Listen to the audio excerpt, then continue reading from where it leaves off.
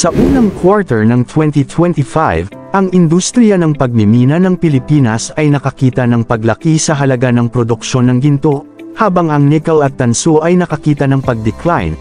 Ang Pilipinas ay nananatiling isang pangunahing tagagawa ng nickel sa buong mundo. Mga kadahilanan tulad ng mga regulasyon ng gobyerno, pandaigdigang demand, at ang mga kondisyong pang-ekonomiya ay huhubog sa hinaharap ng mga proyekto ng nickel at ginto na pagmimina.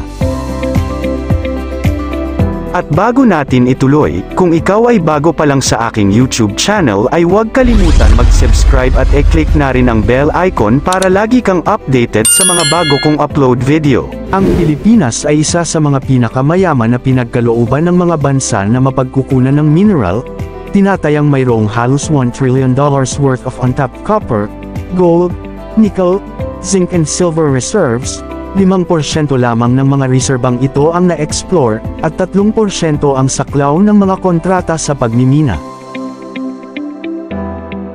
Ang produksyon ng metal ay nadagdagan ng halos 32% noong 2022 kumpara sa nakaraang taon.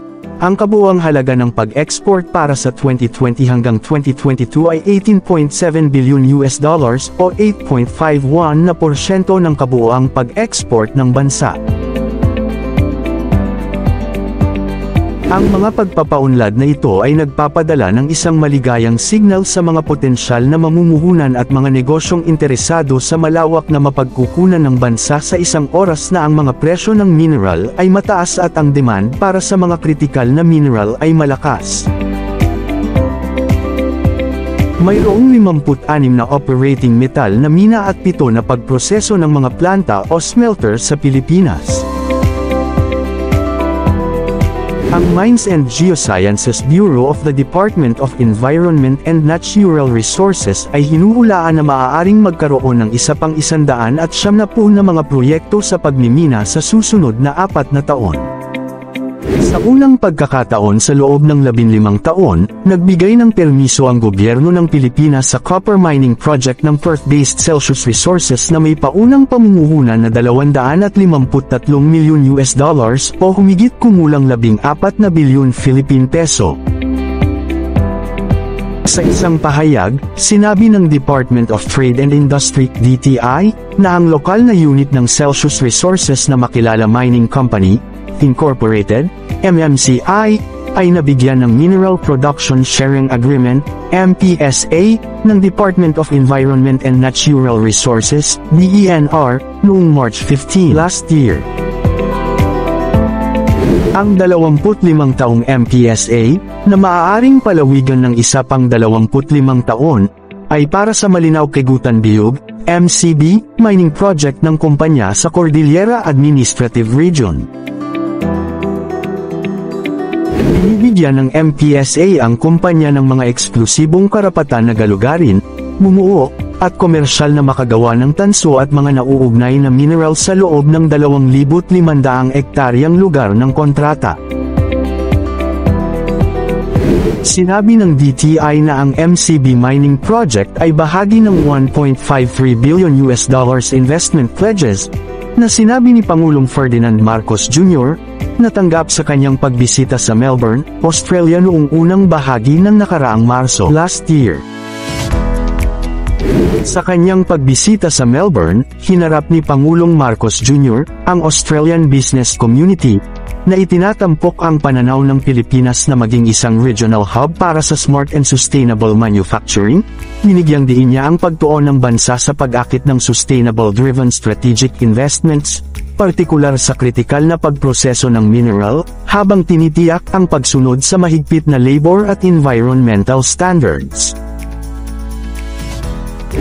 Ayon sa Celsius Resources, ang kumpanya ay naglaan ng $253 million bilang paunang capital expenditure para sa proyekto ng MCB, na may payback period na humigit kumulang 2.7 years. Idinagdag nito na sa operasyon, kasama sa bahagi ng produksyon ng pambansang pamahalaan ang excise tax sa mga produktong mineral sa itaas ng royalty na hindi bababa sa 4% ng kabuuang output, gayon din ang iba pang mga buwis, tungkulin, at bayad na ipinapataw ng mga umiiral na batas. Magbabayad din ang MMCI ng taunang bayad sa trabaho sa munisipyo kung saan matatagpuan ang proyekto. Sabi ni Celsius, sa petsa ng anunsyo na ito, ang taunang bayad sa trabaho na ilalapat sa contract area ay humigit kumulang 5,000 Australian dollars, 183,000 Philippine pesos, bawat taon. Bukod pa rito, sinabi ng kumpanyang Australian na magpapatuloy ito sa proseso para makuha ang Certificate of Precondition mula sa National Commission on Indigenous Peoples, NCIP, bilang bahagi ng Free, Prior and Informed Consent, FPIC, process.